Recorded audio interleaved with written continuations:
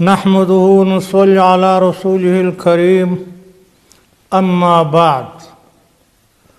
خپلو ټولو هیوادوالو په خاص ډول مهاجرینو ورونو ته السلام علیکم ورحمت الله وبرکاته. د پاکستان نه د مهاجرینو د اخراج په اړه باید ووایو چې اسلامي امارت د مهاجرینو درد او غم او تکلیف خپل درد غم او تکلیف بولي او د دې د مشکلاتو د حل کولو دپاره ټول امکانات په کار اچولي دي. ټولو امارتي ادارو او مسؤلینو ته د مهاجرینو د مشکل رفع کولو دپاره امر او هدایت کوم چې باید ټوله ادارې د امارت که نظامیان دي که ملکیان دي ټوله امکانات په کار واچوي تر څو د مهاجرینو د سرپناه خوراک څښاک علاج تعلیم او نور ټولو ضرورتونه یې رفع شي او هیڅ شی ونه سپموي. د دې د مشکلاتو د حل دپاره به ټولې لارې په کار اچوي چې هیڅ یو ستونزه دې مسلمانانو ته پیښه نه شي او موږ تر خپل بشري توان او طاقت پورې د دوی د مشکل د حکومتونه که لنډ مهاله وي که اوږد مهاله وي دا ورته مناسب ده چې په خپل د حکومت په جریان په وخت کې داسې کارکردګي وړاندې کړي چې هم په ولس کې د دوی هم په بیابان کې د دوی د خدمتونو خلک ستاینه وکړي. نو زموږ د دوی څخه په کلکه دا غوښتنه ده چې افغانان دې په بې عزتۍ سره نه راباسي. افغانانو ته دې نور ازار نه ورکوي.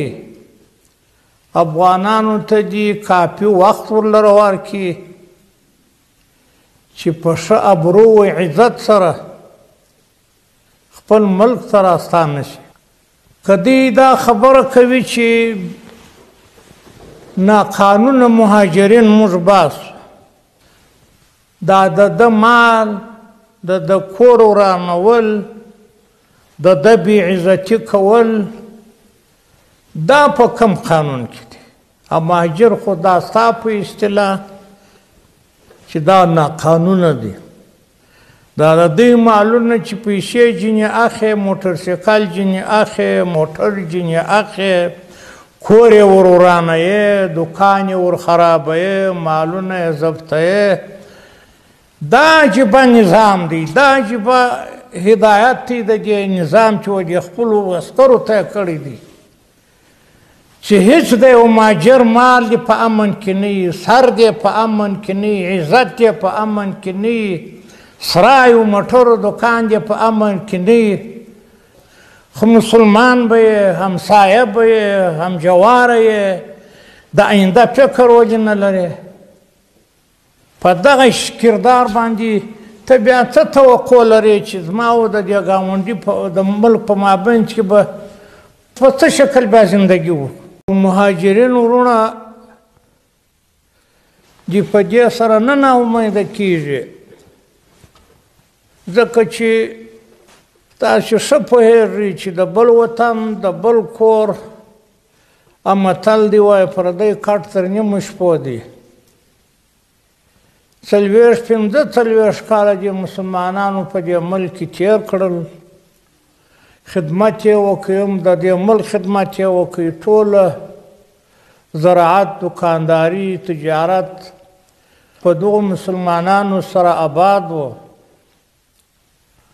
خو اوس هغه مسلمانان چې تقریبا 45 کاله په دې ملک کې د امن گزاره کړې وه او هیڅ نه وه خطر یې نه و پیښ کړی اوس د داسې مشکل سره مخ شول. نو دوی دې نا امیده کېږي نه دوی خپل کور او خپل وطن خپل ځای ته را روان دي. حکومت، امارات او ولس به ټوله خدمت کوي او ټوله د دې خدمت ته آماده دي. نو محترم ورونو مسلمانانو، د هر چا چې هر څومره توان او طاقت وي چې په ورځ د محشر الله جل جلاله زموږ او ستاسو څخه پوښتنه ونه کړي او په هغه جواب کې بیا ورته ناکام یو، لاجواب یو چې الله وایي دا زما مخلوق، زما بندگان په داسې غربت و مسکنت و تکلیف و بې عزتۍ و خوارۍ کې راوشړل سول، تاسې څه مرسته و کومک ورسره وکړئ. نو ټولو مسلمانانو ته پکار دی چې خپل خدمت چې هر څه یې په توان کې وي د خپلو ورونو څخه یې ونه سپموي. که چیرې داسې وي چې دغه واکمنان که هغه ملکي دي که نظامي دي چې اوس په واک کې دي، که جنرالان دي، که دی د امارت سره مشکل لري، مشکل خو په تفاهم حل کېږي، مشکل خو په مذاکره حل کېږي، مشکل په خبرو حل کېږي. راسه کښېنه ته څه مشکل لرې؟ کښېنه نو خبره به وکړو. هره ستونزه چې لرې، که ستا ستونزه زما سره لرې، د حکومت سره یې لرې، د امارت سره یې لرې او زور یې هلته در دغه بېګناه مسلمانانو باشه، دا کم عقل دی، کم منطق دی، کم تعقل دی. دا خو سل په سل کې د ټولو نورمونو د ټولو اصولو خلاف دی. که د امارت سره مشکل لرې خو راوړاندې څه په چیش کې مشکل لرې خبره به سره وکړو. د دغو دربدرو چې دا 40 کاله ستا په ملک کې چا ریړۍ کوله، چا به نانوایي کوله، چا به خټ کولې، سبحان الله، دغو څه جرم کړی دی چې په دومره بې عزتي یې راباسي. سړی چې د یو همسایه سره په یو سرای کې ګزاره کوي، څنګ پر څنګ په سرایو پراته یي، کوشش کوي چې د همسایه سره ښه ګزاره وکړو چې آینده مو په خیر وي.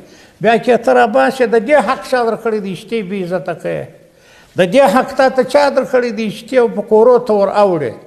د دې حق تا ته چا درکړی دی چې د په موټر کې موټرسایکل بایسکل راخیستی تیز یې نښته کوې؟ د دې حق تا ته چا درکړی دی چې هغه په جیب کې 1 2 لکه کالدارې راخیستي ودانه در کومه؟ ته څوک یې چې د مال شتمني ضبط یې؟ په دنیا کې یو قانون شته چې دغسې د مسلمان پر مال چې الله بار راوړي، هغه که حکومت دی که نظام دی که شخص دی، د الله څه وبېرېږي، د الله د قهره وبېرېږي او د خپل آینده فکر وکړي. په پای کې یو ځل بیا مهاجرینو وروڼو ته ډاډ ورکوو چې اسلامي امارت به ستاسو خدمت تر پایه تر خپله وسه پورې کوي انشاءالله. الله دې ستاسې ټولې ستړیاوې په خپل دربار کې قبول کړي، الله دې ستاسې مشکلات حل کړي، الله دې تاسې ته د دې هجرت او تکالیفو عوضونه په دنیا او آخرت کې در نصیب کړي. موږ به ستاسو سره تر مرګه همکار یو، موږ به ستاسو خدمت کوو، موږ ستاسو خادمان یو، تاسې ډېر مطمئن واوسېږئ. موږ ټولو ادارو ته دا قاطع امر کړی دی چې وس و توان طاقت مو وي د دې خپلو وروڼو خدمت ته ور وړاندې شئ. نو ډېر په ډاډ او په اطمینان سره خپل ملک ته راځئ. الله دې ستاسې ستړیاوې، ستاسې تکالیف په خپل دربار کې قبول کړي. دا خو د حکومتونو او د واکدارانو پالیسۍ دي چې خپل ملک هم په مشکلات کې اچي او د نورو ګاونډیانو خیال و فکر هم نه ساتي. خو د پاکستان د مسلمانانو د ولس علما کرامو او سیاسي ګوندونو چې له افغانانو سره یې ښه وخت تېر کړی او د مهاجرینو وروڼو سره په دغه روان ظلم کې چې پر دوی باندې روان دی، د هغو د مخنیوي دپاره یې خپل ټول توان و طاقت په کار اچولی دي. الله جل جلاله دې دوی ته عوضونه ورکړي. او تاسو ته معلومه ده چې د اسلام او همسایه‌توب اخلاق موږ ته د یو بل د احترام درس راکوي. د مهاجرینو او مسافرینو بېعزتي او بېقدري هغه کار دی چې پیغور او بدنامي به تاریخ ته پاته کیږي. او دا ښکاره خبره ده چې د دې پاکستان او د افغانستان د مسلمانانو په مابین کې یو ښه اخوت ورورګلوي هم پخوا وه، هم اوس ده، هم به په آینده کې وي. حکومتونه خو ځي و راځي، بدلیږي، نیک حکومتونه هم راځي، بد هم پر یو ملک راځي، خو ملتونه به پراته تر ورځ د قیامته پورې به هغه خو خطه د مځکې نه بدلیږي.